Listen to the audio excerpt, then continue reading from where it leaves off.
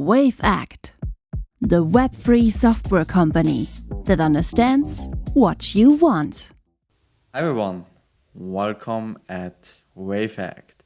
Today with Franck Nazikian, who is a really experienced and long-lasting serial entrepreneur who, just to name a few, for example, Wowtune, Self-Trust ME, currently founding a stealth startup, and I hope I pronounced the name correctly as well, Profeternity. Is it correct? Yes. Awesome. And today we're going to talk about the ups and downs as an entrepreneur with a little bit of tiny focus on blockchain, since you're really deep down the crypto rabbit hole. So thank you, Franck, for being here. It's a pleasure talking with you. And starting out, I would love to hear from you. How did you actually get started? What are your passions? How does your everyday look like? Okay. Well, I'm very happy here to talk to you, Kevin. So, as you can hear, I'm French, but I left France over 25 years ago, and I've been living and working all over the place. I started my career in Latin America, working for as an engineer for a smart card company, chip card, like the IC card, the SIM card. So I started working for these people. I met first in Mexico, where I was finishing my studies. And then I worked for them in Argentina and then in Brazil. And I ended up doing venture capital investment for this company in Silicon Valley. It was at the end of the 90s. At that time, I decided to stop working for this company and to start my first venture. So I created an enterprise search engine with another French guy. And we did that at the end of 1989. And we went through all the ups and downs in the valley at the time. And we were blessed enough to survive different issues, including actually our headquarters ended up being in the Twin Towers. And so we even survived that. Yeah, we lost no one, fortunately, but a lot of energy. And we ended up selling the company to Oracle in 2005. At that time, I had the possibility to stay in Silicon Valley. Obviously, it would have been the easy way. But I was obsessed already for quite some time with China. I wanted to learn Chinese. I wanted to know how to read Chinese. And So I went to China, to Beijing, and after a few months of research, I started a new business here, which was where I'm still. I'm in Beijing now, and it was a tech conference called China ICT, and it ended up being the largest tech conference in China. I did that for 9 years, and I sold it in 2014. At that time, I resumed when I started my career for this smart card manufacturer, the very, very first job I had was to work on two ancestors. There were many of them, but two ancestors of Bitcoin, Cybercash and DigiCash. And actually, I resumed my interest in crypto cash, if you will, in 2014 after I sold my company. And I started getting quite obsessed with Bitcoin, learning everything I could, trying to understand how the Bitcoin protocol really works. And at that time, what I did was just to create a Bitcoin fund. So I invested some of my money. I also convinced a few of my friends to invest with me. And we bought some Bitcoins, at most of them at $250 each, and we still have quite a lot today under management. So I did that, and for that particular business, where we were all okay to take a market risk, meaning buying Bitcoins and assuming that things wouldn't go fine, losing all our value, but we were not okay with the fact of getting hacked. And at that time, it was basically just Bitcoin. I mean, there might have been a Litecoin, but there was no Ethereum yet. And but there had been a big scandal with Mt. Gox, this exchange which had gone bankruptcy, and everybody was obsessed with the potential of being hacked, and including myself. So that's why I made so many efforts to try to understand the Bitcoin protocol in order to develop our own cold storage infrastructure. And this is what I did. We developed some internal tools in order to ease the whole process. And fast forward so this was in 2014, fast forward to 2018, I realized that nothing like the cold wallet infrastructure we had developed internally was available on the market. So I decided to use some of our internal developments to create a consumer solution, to create a cold wallet for the masses. Because when you see today, and still today, there's no solution like that. And in our case, we're in the process right now of getting acquired before even launching publicly. So I'm afraid that I don't know what the acquirer will do with our solution. But basically, what we did was to develop a cold wallet, a cold wallet at the base. It's a wallet that doesn't trust anything nor anyone but the protocol of a cryptocurrency you're sheltering. So when I see that some of the hardware wallet, which are respectable, sometimes brand themselves as cold wallet, I say, no, I'm sorry. A cold wallet, basically, a hardware wallet, asks you to trust their capacity to store your secret keys into some kind of silicon, hardware security. I used to sell that myself with smart cards, so I know a little bit about that. So, but you have to trust them. In our case, you don't have to trust them. Also, with a typical wallet, not only hardware wallet, they generate the seed. Which translate into a backup seed phrase of 24 words, but they generate that using their own random generator. They don't give you the possibility to generate that physically. And this is what you should do if you really want to make sure that all your secret keys are done are totally random, and that the process is not flawed.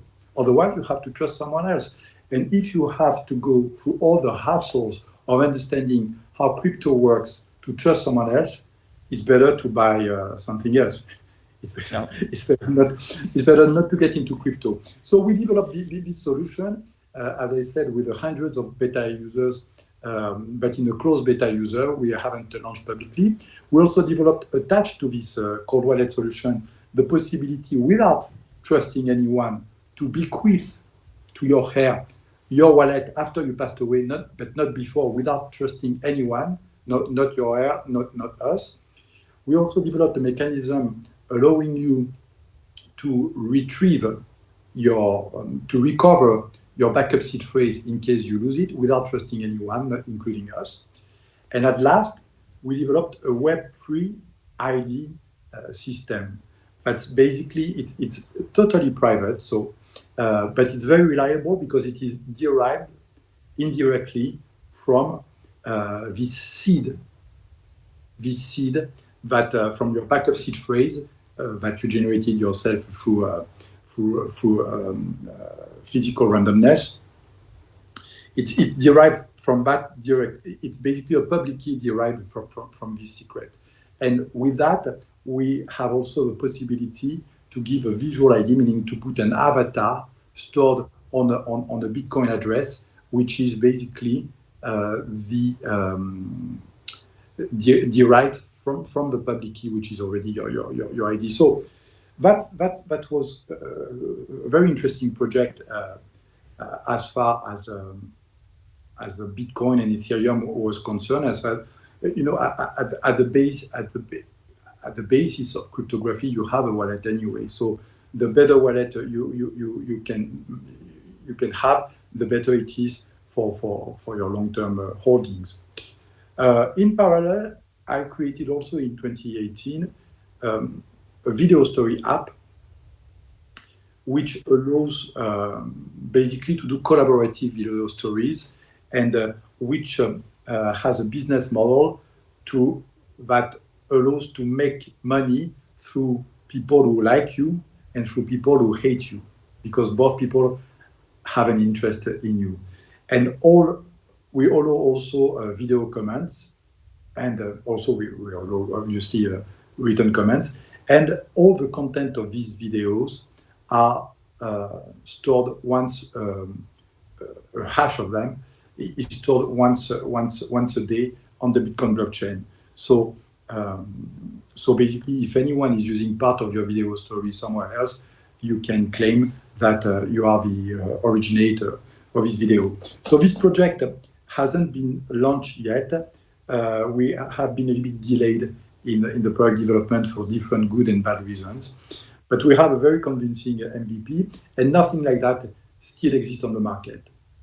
And last but not least, more recently, I started, very recently actually, I started a new project in the film-free sector. So basically, this project we came up with a model, myself and with some founding members. We came up with a model that allows the funding, the marketing, and the selling of visual entertainment outside of the current highly inefficient channels. Because for the big issue today is that with independent movies, to make an independent movie, I'm not talking about the studio movie, that's a totally different industry, even though it's still visual entertainment. But with independent movie, you basically need the money of a distributor, whether it's a streaming platform or it's a big studio owning a movie theater, in order to make your movie. And then you need the distributor money to be profitable. So basically, the distributor has a full control on your artistic creation. I mean, if it allows this artistic creation, and also on your future movies, because the distributor basically determines how much money you're going to make. And so that's a very, very bad model.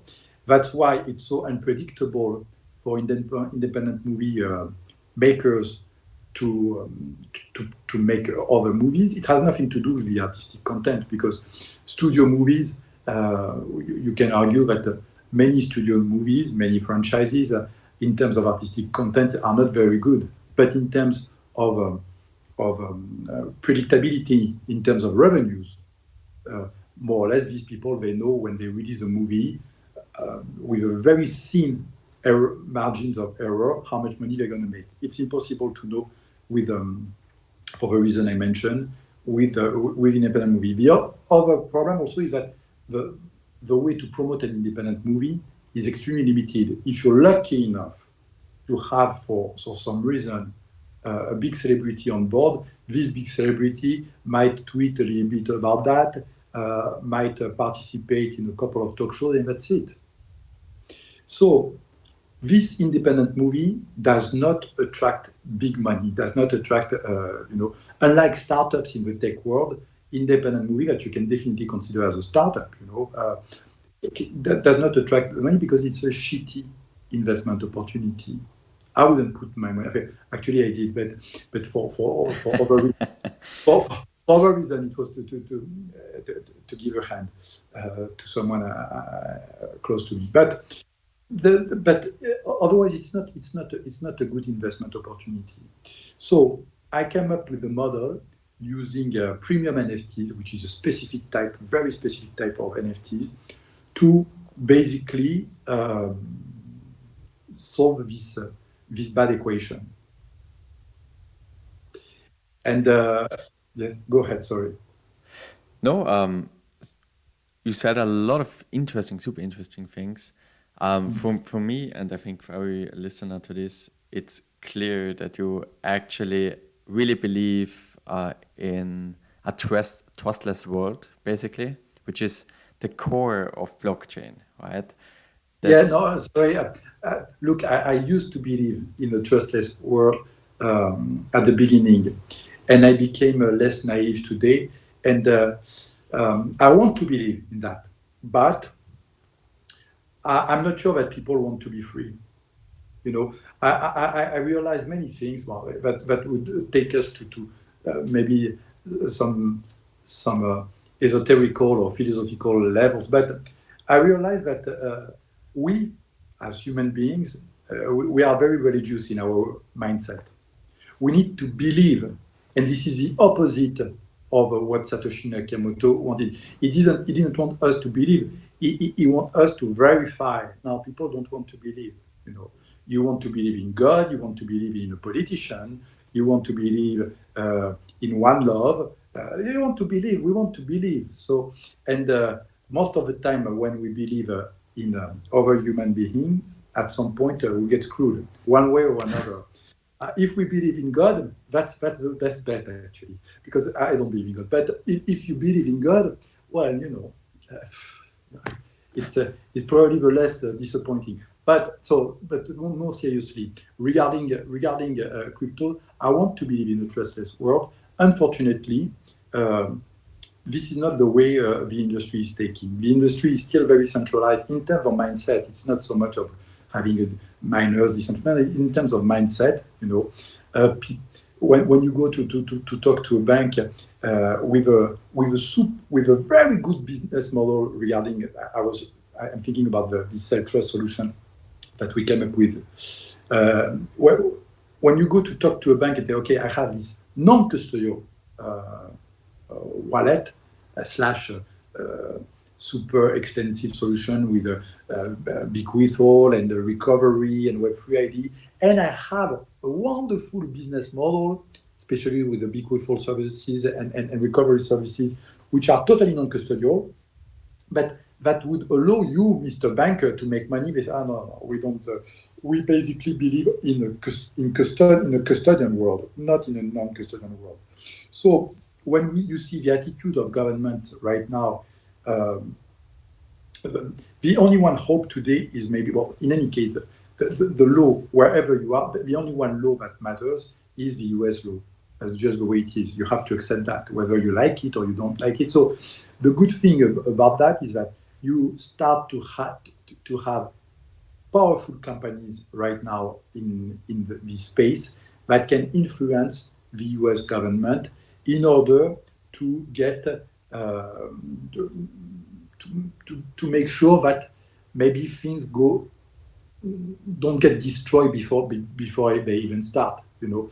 But and I think, sorry to quote Donald Trump, but I think at least it was quite frank to say when he said, well, I don't want Bitcoin.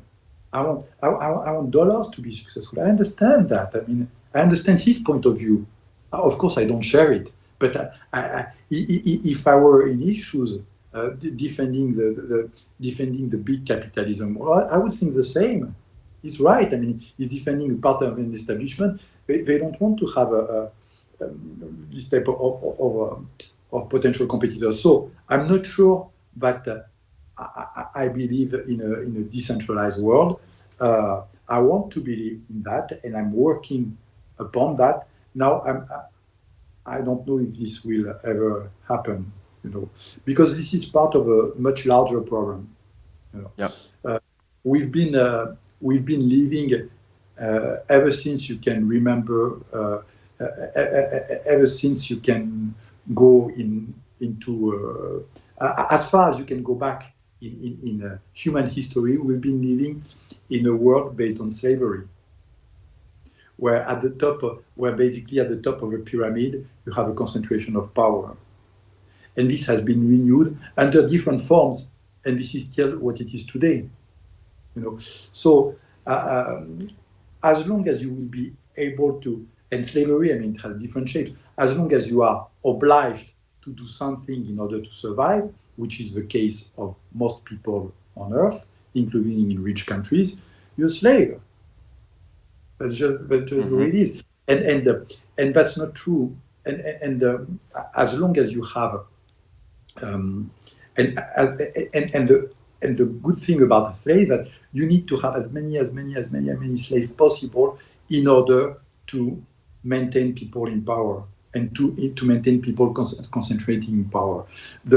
I don't believe, as I said, as anybody can hear, I'm French, and I grew up with the myth of French Revolution.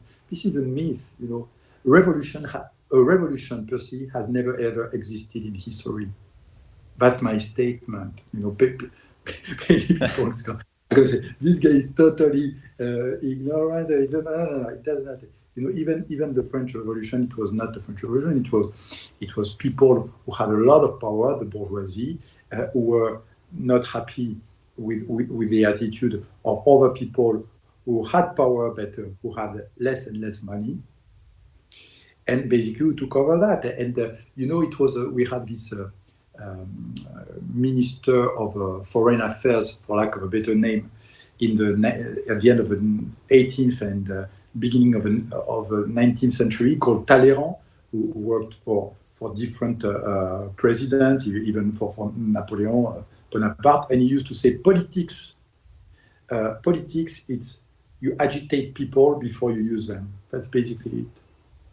So so that's what revolution was. So I don't believe that there will be a disruption and a disruption. I believe that could be possible if people start thinking, and before I started getting, I don't think I'm a libertarian, but before I started to get into that in 2014, I was not, I was totally ignorant about libertarians and so on. But I do believe that the only one possibility of changes is to make sure that people don't get too much power. So that's what decentralization is about. Because even today in the Bitcoin world, today you have it's great, it's decentralized, yes, if you will, but you have a few handfuls of Bitcoin whales.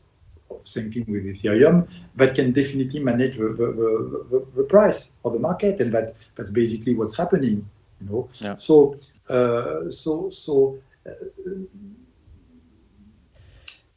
well, Yeah. anyway. In the end, right? We are still living in supply and demand world, right? And according to market theory, we always tend to centralization, right? Simply because with decentralization comes great responsibility, right? People lose their passwords, their keys, their basically, if you lose a private key, I think everyone in crypto knows that's the end. So that's it, right? You can't do much about it. Usually, maybe you can search the trash for your old computer. No, but you can develop. I developed a service around that. Yeah, with custodial wallets or So you can definitely live in a non-custodial world and still get protected. So that's a service we developed. We basically took your backup seed phrase or whatever, or your secret key, whatever you want to protect your secret, and we divide it into two cryptograms. With a sharding, so it can be done with either with a Shamir secret sharing or with the trivial secret method. Into shards, but taken independently are totally useless. Put together, they rebuild the secret. So in that case, you can give one secret to a company, and pay for that service a small fee, like maybe a couple of dollars a month, for them to hold that. And the other part, either you keep it yourself, or you can make multiple copies. You keep one yourself, you give one to your wife or to your friend. In any case, this part is totally useless. You cannot do anything, And if at some point you decide to get both copies together, you ask the provider you pay $2 a month to send back this number, and then you rebuild it. So there are very simple solutions like the one I just described that we put together to put that things. But it's the bank don't want to think like that.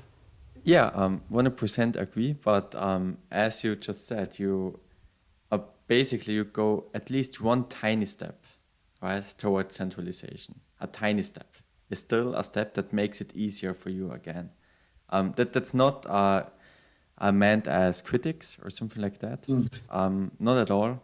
In general, I think crypto needs some sort of, or will inevitable happen to experience some sort of centralization to actually achieve mass adoption, because many people can't deal with true decentralization by actually managing the keys completely themselves, right? Because if you give even a part of your key to someone else, you have to trust them, right? That's No, but not in my case. Not in my case.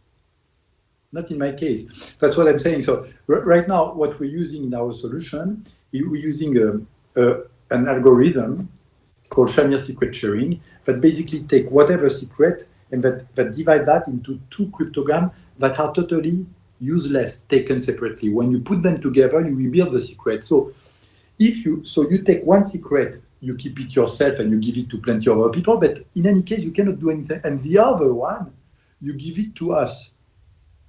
yeah, but you could blackmail, for example. I would say, hey, I don't give you my half anymore, except you share the money, for example, right? You mean myself? If you have to Myself as give a company, the second part to someone You else, mean to myself as a company, for example? sure, they need to trust you with their half, right? That you give it back, No, but for example. even the blackmail. I mean, if you're a reputable company, well, why should I do that? On top of that, why should I do that? Considering that I have no clue how much money you have. So why would I destroy my reputation because I don't know you? It's not there's no name, there's nothing attached. So why would I destroy my reputation in order to blackmail you for things that I don't know? Maybe you have the equivalent of $100. It would be crazy for me to do that. The blackmail, I told you, I think you understood perfectly the solution. The blackmail would work in a world where I know who you are, I know how much money you have, but in our case, we don't know, basically. Yeah, 100% agree. I really love that solution. Don't get me wrong. I'm just saying it's a tiny step towards centralization, and I think that's necessary, actually, right? Because but of course, I mean, if you want to manage everything by yourself, but it's necessary, as you said, it's necessary, and it's really a tiny step. But today, this is not what the market is going. The market is going to full centralization, to treat Bitcoin and other crypto as another asset, and managing a currency is power.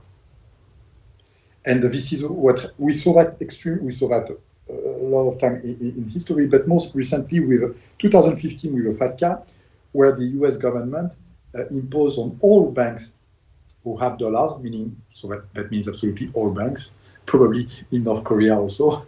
I mean, all banks, even the enemies of the US, to do a specific KYC and so on. I mean, to make opening a new account and to do a crazy control on people before they're happening. So basically, they're using as police all the banks in the world, and it's only because of their currency.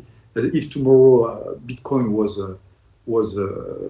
was this universal currency that anyone can use, we wouldn't have one nation exercising this type of power. I'm not criticizing the US per se. Any country with the power that the US has would behave the same way. That's just the way it is. So it's not something. It's not that it's evil. I don't think so. No, that's not what I say. But it's just another example of concentration of power, where I don't see. The problem is that today there's very few possible debates, because in the past, I mean, like 80 years ago, people were talking about communism and so on. But we just realized that this was actually just a gang of thieves and but basically this never happened. I mean, the oligarchy and the how would you call, what was this Russian name to call that, the nomenclatura? Well, these people, there were a few people basically concentrating power and richness, but at least but some of the right questions were raised. For example, when you think about public service, right? Public service. We cannot, we as human beings, we cannot live alone. We need, it's not the case with other species, but we are very, very weak and limited species, and we need to live in society. There are many species who don't need that. I mean, you take a cheetah, for example. I mean, doesn't need to live in a group. I mean, you have a mother cheetah who has a couple of babies, and then she lives on her own territory, and she lives all her life on her own. She hunts and so on. It's not our case. So we need society. So we need society, and so we need public services. And today, in modern societies, what we take for granted in Europe, but it's not the case elsewhere. We take for granted that healthcare, it's a public service, and everyone should be equal in front of that. Same thing for education. Otherwise, I mean, but it's not the case in the rest of the world. And we take also for granted that transportation should be a public service, and that's so. It's not so. Because of liberalism, all these services are getting privatized in Europe, and they're already private in countries like the US. But when a problem arises, like with the airline company a few years ago in the US, all private companies, and that these companies are going bankruptcy, who's banking them up? Taxpayers' money. So that makes no sense. So I think we gave up too early on the fact that public services should not be managed by everyone, that is the government. Probably not by the government. It should be managed by everyone in a new decentralized way. And and that competition is good. But we took for granted that competition is good because it lowers pricing. No, what we see within all the industries in Europe that have been the energy, the gas, electricity that have been privatized in recent years, we see that the quality of service went down and the prices went up. It's just a fact. I mean, it's just what why? Because these companies quickly, because they are smart in an evil way. They quickly find ways to be in a situation of monopoly. I mean, there may be different companies. They manage not to attack each other, and that's it. And so I think this has to be reconsidered. And I think this is what I'm mentioning here is all part of the same decentralization thing. You know, decentralization means decentralization of power, not decentralization of process. Being a tiny miner contributing to the Bitcoin network, it's fantastic, but who cares, right? Yeah. Today, even in the Bitcoin mining, there's a lot of centralization. You're a tiny Bitcoin miner, but you belong to a pool, and you just have a handful of pool that basically control the mining. And probably Satoshi had that in mind because it's still working fine. It's still working fine, but yes, it's still working fine. Well, I don't want to go too deep in explanation, but yes. Yeah, in general, regarding the mining pools and so on, I think the general idea why it's actually working fine is, and everyone or most seem to behave, right, is if, for example, a mining pool is getting controlled or manipulated in some kind of way, people would just leave the pool, right? Yes. And that's... Well, exactly. I totally agree. So I think that when people are talking about, 51% attack, I think it's totally unrealistic. Yeah. There's no reason to do that. Now, there's another level of concentration of power in in the Bitcoin space in particular.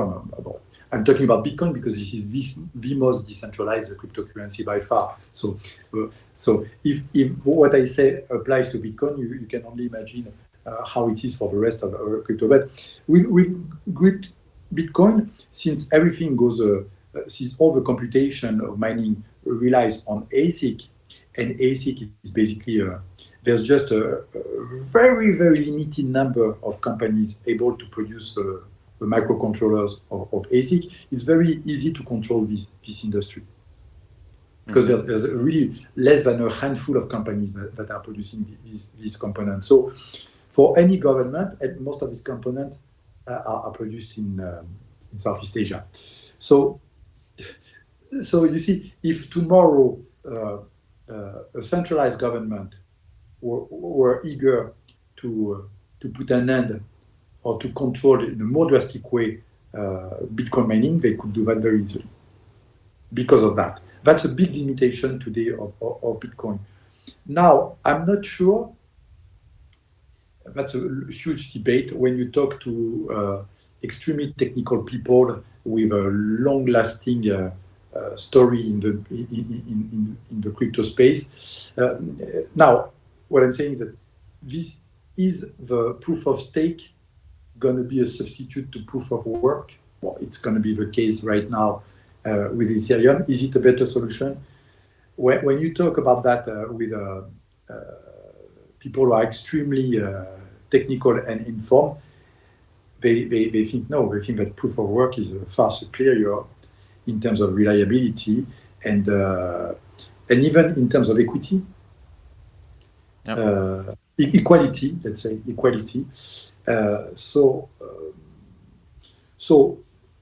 that means that we're still stuck with ASIC for quite a long period of time, and that this single point of failure, meaning basically the ASIC component, is still there. Yeah. I don't know what you think about that. 100% agree. Proof of stake inherently, as much advantages it might have, it always tends to be more centralized, right? Because you have to put in there a stake, right? And that actually incentivizes decentralization. And what you said with actually decentralizing, I would say, the supply chain of the single parts that you actually are able to mine is a super interesting discussion, which actually just shows a more superior problem in our world in general, right? Looking at states in general, what we have seen with Corona and the Ukraine conflict and so on, that states itself are heavily dependent on supply chains, on other countries. And I think, yeah, it's in the end, it's always about game theory, right? How likely is something to happen and how bad is the outcome and how fast can you mitigate the risk or the consequences if that worst case scenario, also called Black Swan event, right, actually happens. And yeah, super interesting discussion. Now, Kevin, the thing is that I forgot which philosopher was saying, if you manage to have people asking themselves the wrong questions, you don't have to bother for the answers. And that's basically the world we've been living in. It's not new, huh? It's been like that for forever. I mean, but and it has also some consequences on many things, but it has also some consequences on Bitcoin. When you saw basically a few months ago, 1 year ago, maybe I forgot exactly, when Elon Musk understood how much clout he could have on Bitcoin price. So just a tiny tweet of it could basically double the price of Bitcoin. He decided basically to suddenly realize, saying, how can I bet on Bitcoin? How can I bet against Bitcoin? Well, what can I say that would get the Bitcoin down? basically I can say almost anything, but let's try to find something convincing. And suddenly he said, "Oh, yes, I discovered after having bought $1.5 billion in Bitcoin, that I discovered that it's Bitcoins use a lot of energy. Oh! Yeah. So I don't want to accept Bitcoin anymore for my Tesla because it's not well, this big joke made him probably some money. I don't know, but I would assume. I mean, why saying something so? He's a smart guy, so if he did that, it was probably for one reason, because that makes no sense. That makes all the less sense that actually it's not true, because Bitcoin actually is a wonderful contributor to the improvement of energy efficiency. Why? Because since as a miner you need to basically buy cheap electricity, so you're looking for places where the electricity is cheaper. Which places are these? These places are places which are producing surplus of electricity. And most of the time, this is because the electricity is produced in a super clean way because of a dam or something like that. So it's you have to. There's a big difference, especially with electricity. The big problem with electricity is not that producing electricity is bad for the planet. The problem is that the big issue with electricity production is the storage.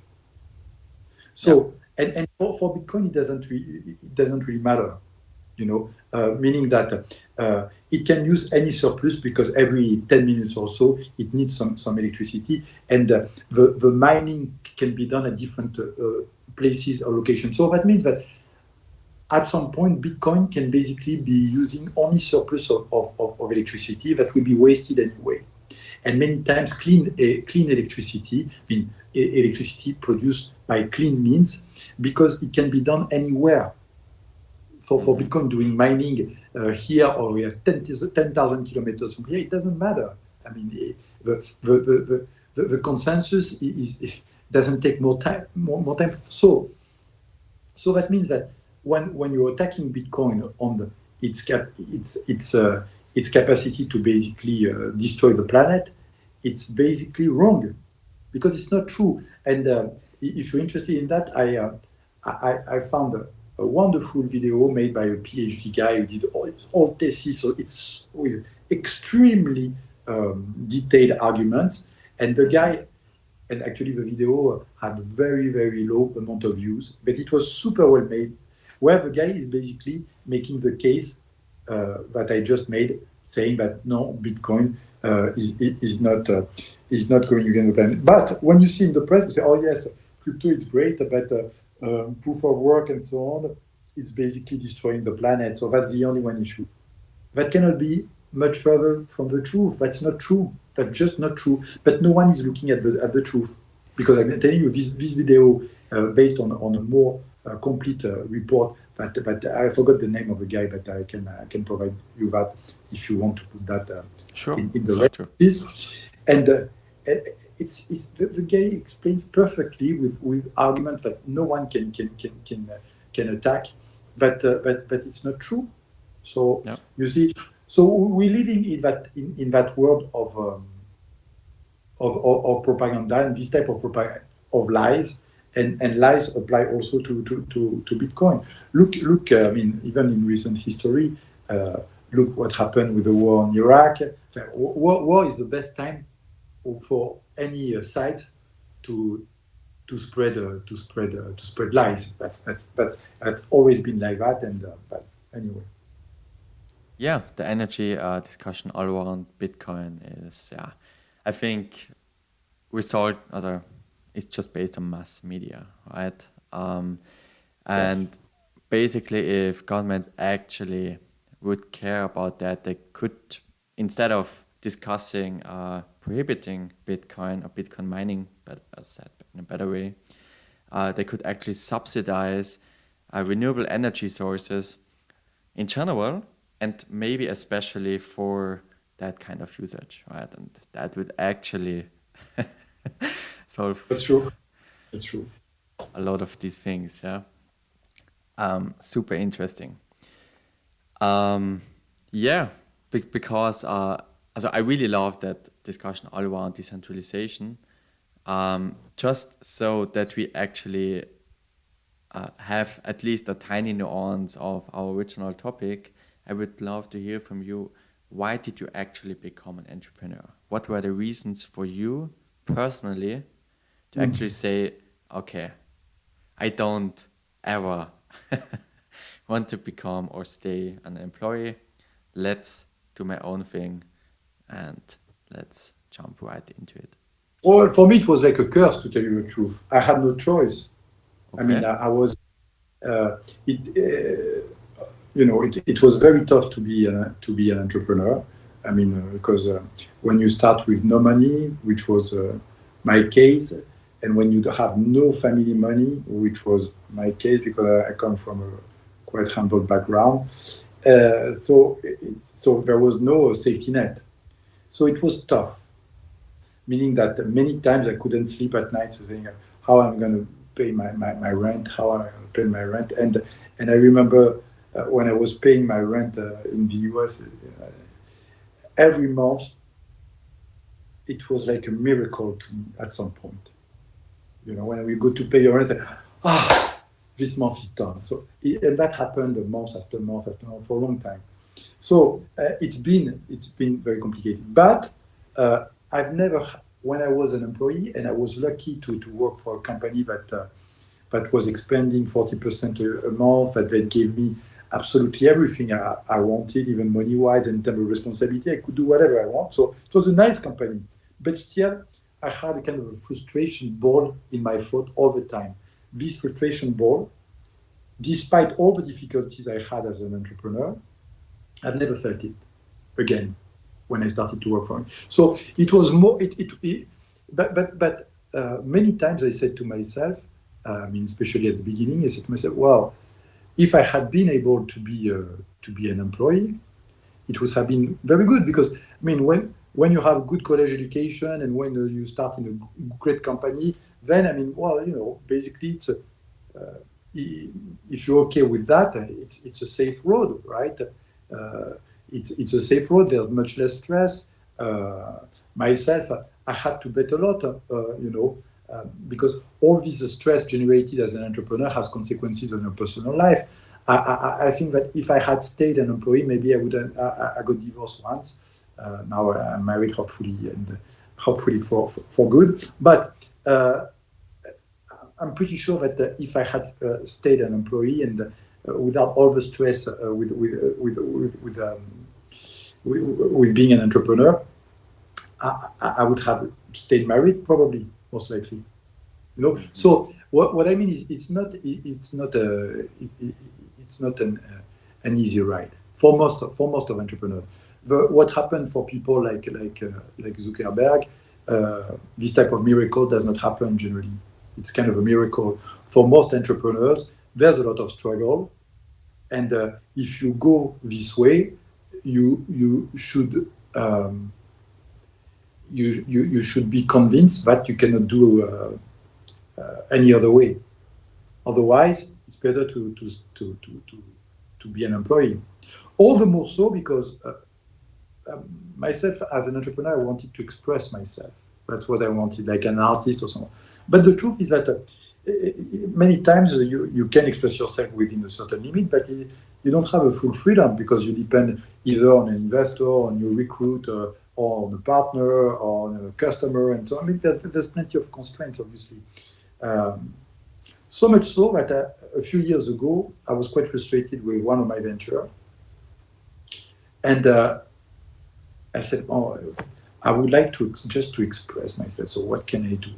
So can I paint? I would love to paint, but I am not able to paint. Okay. So what can I do? Can I do music? Well, I'm a little bit of a musician, but not with self-education, not good enough to really do something quite interesting. Well, I went to college. I wrote most of my life for work. Maybe I can try to write. I mean, at least it's a skill I've been working upon for my job most of my life. Not that I'm a writer. I had never written anything before. And I started to write a novel saying to myself, I will not be able to do it, basically, but I'm going to try to stick to write every day, 5 to 10 minutes. So 5 to 10 minutes, I can do it. Okay. So even if I'm not able to write, I will stay 5, 10 minutes focused on that. So I did that. It took me 2 years to finish the novel, and I ended up writing 6 hours a day. Wow. And after when I got the result, I said to myself, well, I don't know if it's good or not, but I did really my best. I cannot do better than that.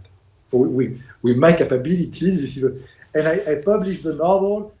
To make a long story short, I got the novel is that I got an offer from a big movie producer to option the book, and that's how I came up with my idea of the film free, because I was about to accept this option, which was quite generous actually, and I decided to say, no, maybe we can do something else, and that's how I came up with this film free DAO, because it's a DAO, it's a decentralized autonomous organization that I'm building now with other people. So you see, sometimes things are happening in a very, very weird way. We'll see where it takes us. But if you had told me 1 year ago that today I would do a DAO that pretends to become DreamWorks 3.0, that's basically our mission statement, I was having, no, how come? No, because you wrote a novel. Yes, I wrote. Okay, but this novel, you're gonna get a major streaming company gonna come to option it. Oh, really? No, it's not possible. I hardly sold any copies. No one knows about it. It's even not even published under my name. It's published under a pen name. It's not possible. But so one thing, tack. Love this. I'm a little bit surprised, honestly, that it actually remains the same, right? Because I'm thinking for myself, every year it's crazy, right? I couldn't have imagined that 1 year ago, and it's actually I'm not sure if I'm relieved now or if I would say, let's say excited, right? That this might happen year after year, maybe or hopefully for the rest of my life. That's Of an course. interesting thought. Yes, that's the way it is, I mean, I think it was Alfred Hitchcock who used to say, for me, happiness, it's a horizon, without any cloud, a very clear horizon. And I totally agree with that definition. But unfortunately, I mean, as far as I'm concerned, and apparently the same for you, it's not the way it is. Or sometimes it's good things or exciting things, and sometimes it's bad things. I mean, when you think on the bad things that happen in your life or private life or whatever, you could say, oh, but I don't think that will ever happen to me, and sometimes the worst does happen, and one way or another we have to deal with it. So yeah, it's. I'm afraid you're gonna keep having surprises on the road. I think everyone has, right? I just didn't want to say it out loud, right? Like being afraid of that, because as an entrepreneur, I think you always have to be, let's be actionable and some kind of optimistic that you actually can get through that, right? Not being like overly optimistic that everything works out, but being optimistic enough that you can resolve the issue in some kind of way, right? Okay, but optimistic, my thesis on that is, I mean, I don't consider I think it's a question of health. Meaning, for example, you into calisthenics, right? Yeah. So that is great because that gives you strength and health. And so I think the important thing is to accept weakness, to accept being tired, and to accept taking breaks. I mean, to accept. When I hear some people say, okay, yes, I don't sleep much and so on, that's very stupid. I mean, you should sleep as much as you can. You should have a super healthy lifestyle. I mean, healthy lifestyle sometimes implies that you have to be unhealthy. You see what I mean? Meaning because otherwise, too much of a healthy lifestyle becomes unhealthy somehow, depending on your personality. But if you're in good health physically, then this has an impact mentally, and this helps you manage the ups and downs. People who are always optimistic, they're liars or So, of course, I mean, when you are in front of partners and or investors or whoever, they don't want to see your doubts, obviously. But as an entrepreneur, or as a human being, but as an entrepreneur in particular, you should doubt yourself all the time, right? Otherwise, it's very dangerous. I mean, I wouldn't put my money on someone who's not doubting. Not doubting, that doesn't mean not doing anything, but that means that Questioning what you're doing. yeah, at least knowing what you're doing, meaning that, for example, if you're taking away, it's because you've been thinking a lot about different points and you chose to take this way. It's not you taking away and then suddenly you're discovering that something obvious that you should have. So you should do your homework. And so what I'm saying is that doubting it means doing your homework permanently, not once and for all. You do your homework permanently, and that doesn't mean doubting yourself, but doubting the events and so on, and try to cope. But I think at the end of the day, it's really a matter of health, because the truth is that sometimes you have an issue, you don't know what to do, and so on. It's because it's past 5 p.m. or past 8 p.m. or past 9, and then you see everything in black. And the next day, if you manage to really have a good night of sleep, you see plenty of solutions that were obvious, or you see other ways to see. So it's really a matter of health. Yeah. Don't you think so? 100% agree, especially as a developer. I think every software engineer that ever wrote a code at, let's say, 1 a.m. or 2 a.m. and looks at it the next day knows that it's a good idea to sleep. Yes, as a developer, yes. I see many of my colleagues. They're quite sharp, actually, much sharper than I am. Very late at night as coder, but yes, maybe it's a different education, because when you work together, I mean, many times as an education, as a developer, you were tending to work all night long and so on, which I don't think is a good thing. But it's a habit that all developers have. Yeah. Yeah, except you have to wake up early, then that urges you to stand up, to go to sleep to some point. Yes. Yeah, we really love this. In the end, it's all about habits, right? As you said, maybe going for a walk, eating healthy, going to sleep. Yeah, just managing your time wisely, right? Yes. All the more so when you get older, obviously. Because when you get older, obviously, it's, if you party a little bit heavy, not too heavy, but a little bit heavy on a Friday night, takes you 1 week to recover, in the best case scenario. So, which is not the case when you're much younger. So, yeah.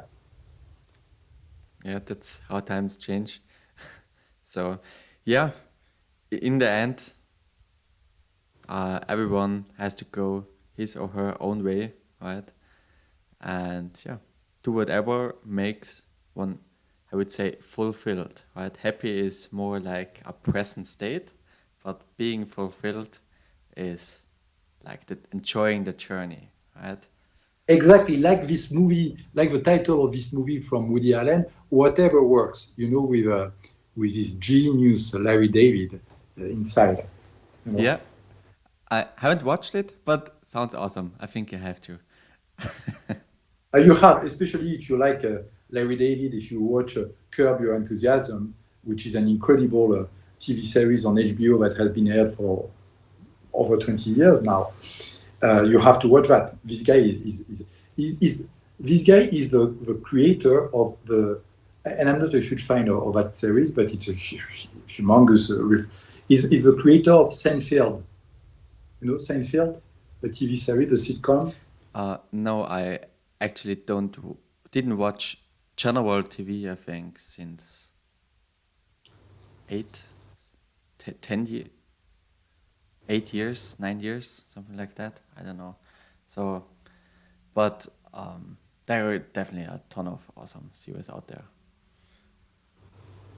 Yeah, Curb Your Enthusiasm, and the movie, and it was so extraordinary that Woody Allen made a movie just for him. One of the last very good Woody Allen movies called Whatever Works. That sounds great. So, meaning push through the door, but still take care of yourself, right? Something like that. Is that correct? Well, at the end of the day, the only one thing that matters is to take care of yourself, right? It's what another movie star. I remember I was reading this interview from Sylvester Stallone, the Rocky guy, and he said, well, and I totally agree. I mean, at the end of the day, what it's all about is to keep the distance, right? To keep the distance. All the other stuff, I mean, what we want as if there's a reason to live, I mean, it's probably to try to live as to be as alive as possible, as long as possible, right? This is what is in our genes, right? This is what we call it a survival instinct or whatever, is to try to be as alive as possible, as long as possible, and that comes with that means to be as healthy as possible, both mentally, physically, and maybe I wouldn't psychologically. I wouldn't say spiritually because this is going a little too far, but there's so much bullshit on that also. So it's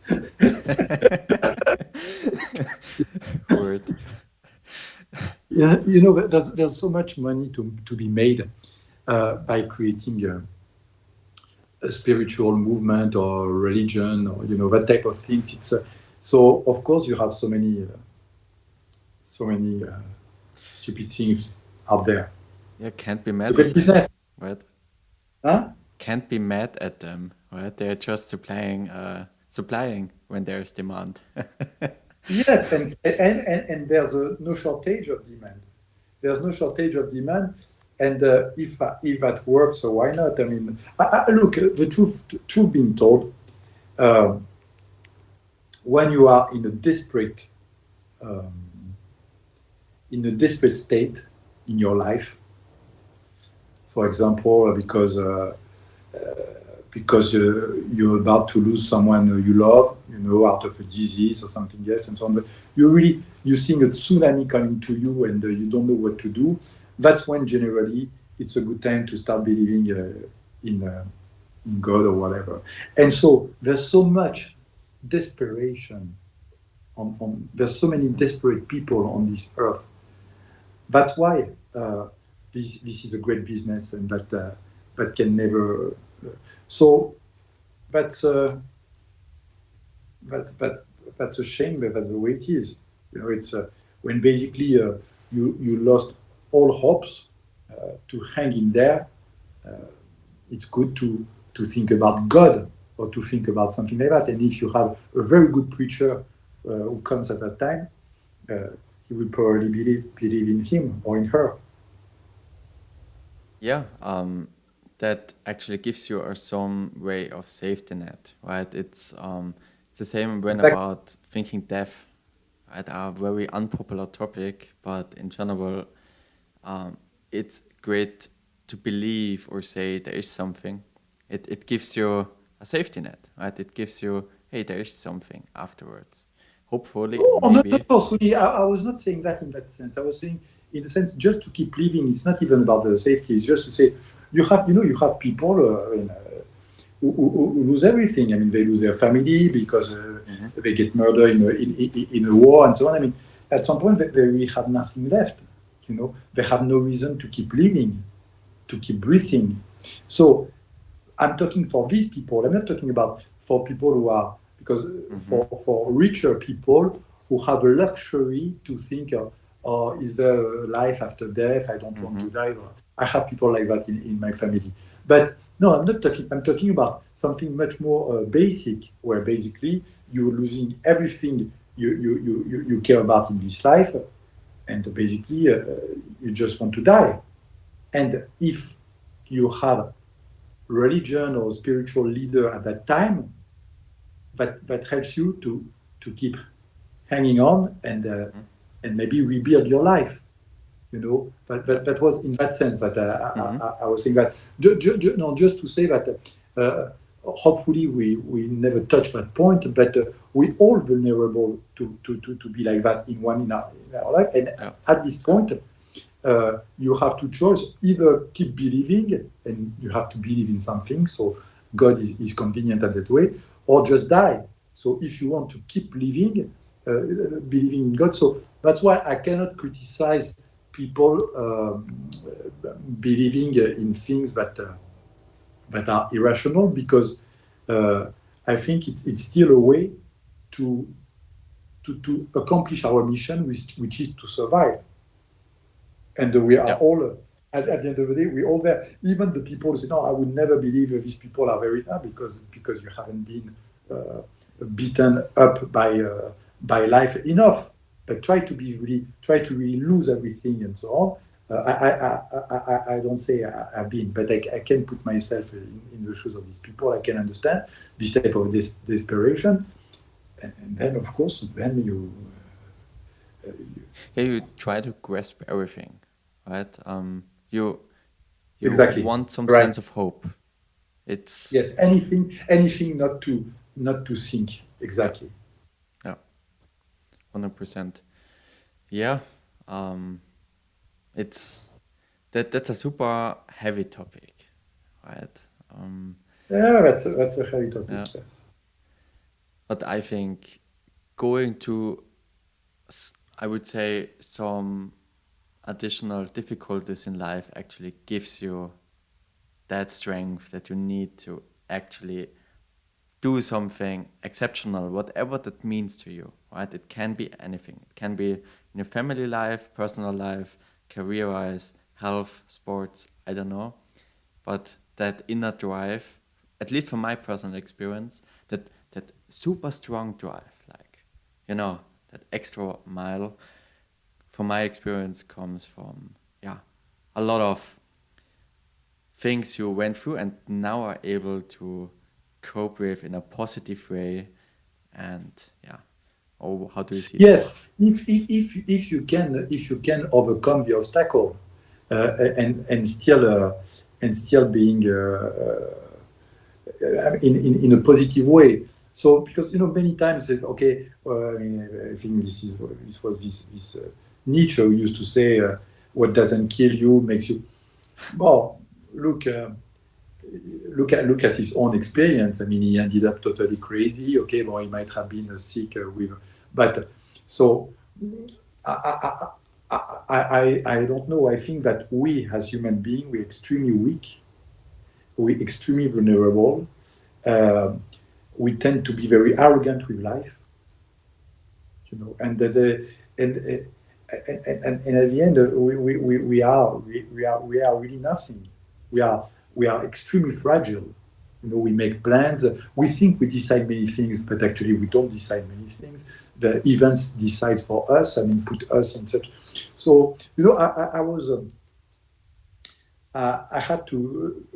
A friend of mine was getting married. I couldn't go, unfortunately, but I was purchasing a little gift for him, and I had to put a little word, and I didn't know what to wish, because I didn't want to say, okay, I wish you happiness. It sounds so vain and so empty, and I just. I think I was quite inspired, because at least when I think back about it, I said, okay, because sometimes you write something, say, oh, that's stupid, I should have not written that. Here, I think back, I say, I don't see what I could have written better. So I just wrote, I wish you guys, in French, it's a bonne étoile, a good star. So I wish you, you know, I wish you luck somehow, luck, having a good star, and the possibilities to solve whatever happens around you in a harmonious way. And so, you know, at the end of the day, we are just depending on luck, you know, and that's not what you want to hear when you are an entrepreneur, meaning that you want to do stuff and so on. But at the end of the day, you have to do your homework, obviously. But at the end of the day, many things depends on luck. Meaning there's 70% of that depends on work, and 30% that depends on luck. If you haven't put the 70% of work, probably luck might not knock at your door. But you can put the 70% of work, and even beyond, and never get any luck, you know. But That reminds me of the saying, just as 90% of everything is just showing up, right? Just be here, as you say, wait for the luck. yes, and hope for the exactly. You're right. Yeah. Yeah, awesome. But that's the same. That's the same with the private life. I mean, you know, when you're doing your family and so on. I mean, you know, I was thinking about that recently. I had 10 months ago, I adopted a little cat that I consider like my son. I know it might sound silly to some of the audience, but and I almost had the arrogance to say, and I still have it, to say, I'm pretty sure I can guarantee a happy life for this cat. I mean, more than if he were a human being. But even that, it's not even as sure. But, you know, there are more things that I can control. At least I can control already his environment, which is not the case with a human son of mine. You know, at some point they leave, and what can you do? Yeah, Right? exactly. Yeah, it's a lot about perspective, right? If you're a cat, you definitely have awareness of certain things. I don't know how much, but definitely less than humans, right? And which makes it, I would dare to say, makes it a little bit more, I would say, graspable. Also, it makes it easier in some kind of sense to actually provide a great environment to make them happy, right? You're right. You're right. It's a question of perspective. Yes, because, for example, I can make sure that no one is going to break. I can make sure. Again, I can die and so on, but maybe no one is going to break his heart. So, which is not the case if I have a human son. Maybe the guy is going to get married, he's going to make bad choices, or whatever, or bad choices in friendship, or bad choices in love, and so on. So that can destroy his life pretty fast. I mean, that's, you know. So as you say, the perspectives are different, but still in that there are many things I don't control. I can die tomorrow, and my whole family, my wife, and so on, and then who's going to take care of him? We don't know. So Yeah. Yeah, anyway. there's just a certain amount what we think we can control, right? Yeah, Frank, I don't want to take too much of your time. I really enjoy this, and I know we had more questions. I'm happy to do so, maybe in the next episode if you want so, but in general, I think we already talked a lot, which I really honestly incredibly enjoyed. I try to talk about dogs next time because maybe About some dogs. of the people don't like cats. They say, no, it's not fair. So, Yeah, equality, right? Let's do that. exactly. Yeah, maybe if you don't mind, one last question. Yeah.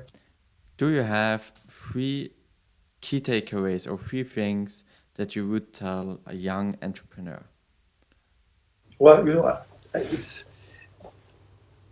it's complicated because I don't like people people who give advice. It's always makes me feel very uncomfortable. So I but so I don't have advice to give. What I can tell is that first, because most of younger entrepreneurs, they were born with a different mindset, right? In a different culture and so on. So even though I'm still quite involved in what young people do. I mean, with my web store, app story, video story app, and with the cryptos and so on. I mean, it's different. But no, I would just there's one. There's this Greek philosopher, Platon, who used to say that to live let's say a harmonious life, not happy means nothing, but let's say to live life the best way, you should follow 4 cardinal values. And it was the 4 values. And his 4 values, when you think about it, now as I think back about my life, I think it makes a lot of sense, and there's no other meta values on top of this one. I think he's summarized, and that's probably why we still read him after 23 or 24 centuries. So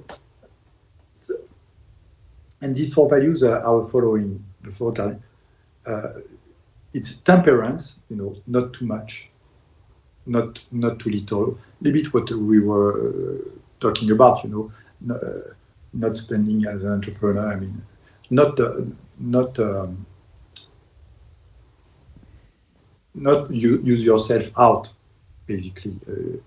So temperance, and in everything. So if you can manage that, it's I'm not saying that I do that, but I say I admire these values. I wish I wish I could have stuck to them more often, and even obviously still today. The second one is courage. You need some type of courage. I mean, sometimes you get beaten, whether you deserve it or not. Mm-hmm. If you're on the ground, you still need some courage to pick yourself up, like the song says, and dust yourself off and start all over again. These great songs from Nat King Cole.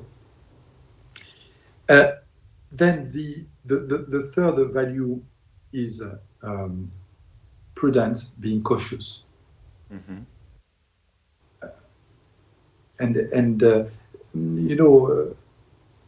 As we tend as men, because we grew up as not being too cautious, saying, oh, man should, that's very stupid, you should be extremely cautious.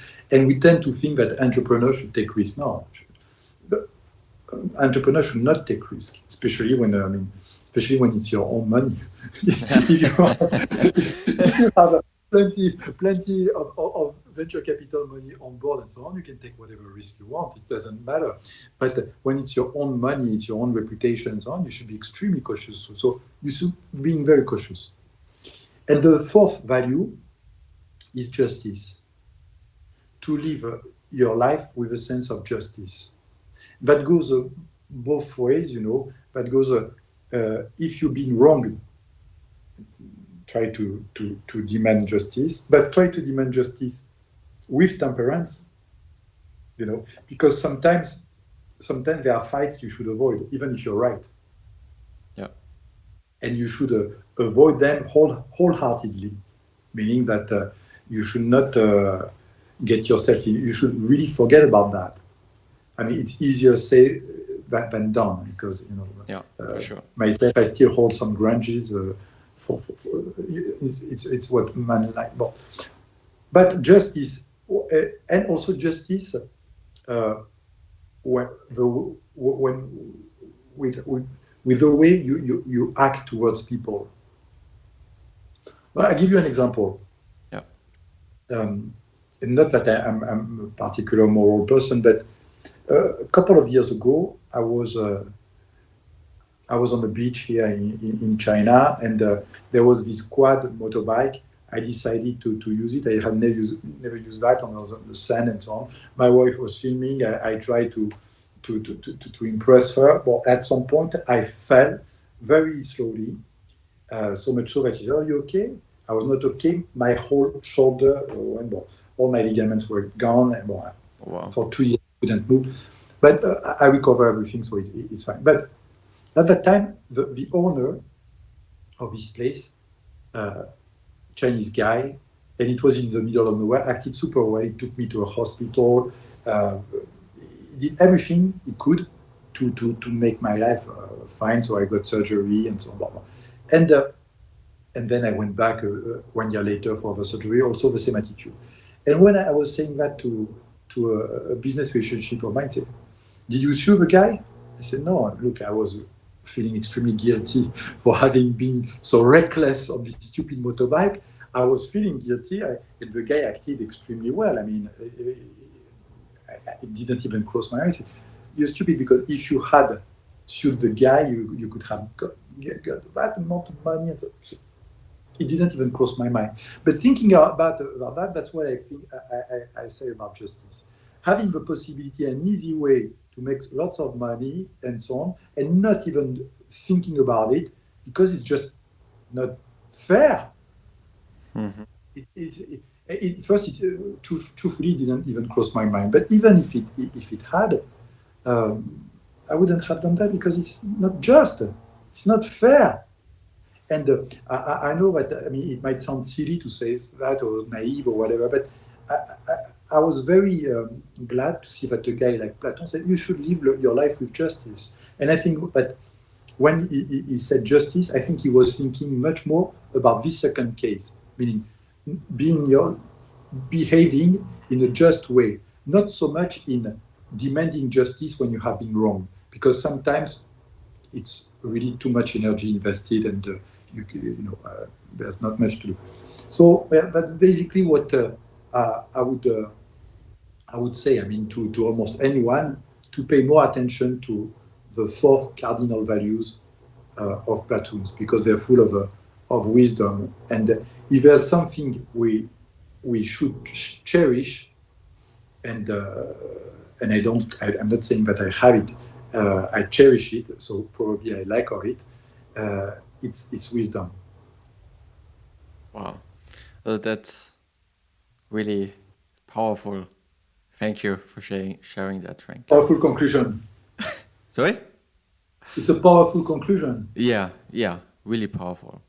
I think, also, I learned a lot, really. Thank you. And I'm almost 100% certain everyone watching this did as well. Thank you for being here. And yeah, I really... So if there's some donation, let me give you my Bitcoin address. It's 1AZ. How do you like that? I will put it into the comments for everyone. Your Eve address, please, as well, if you have one. Was just joking, yeah. All good. Yeah, thank you again for being here, really.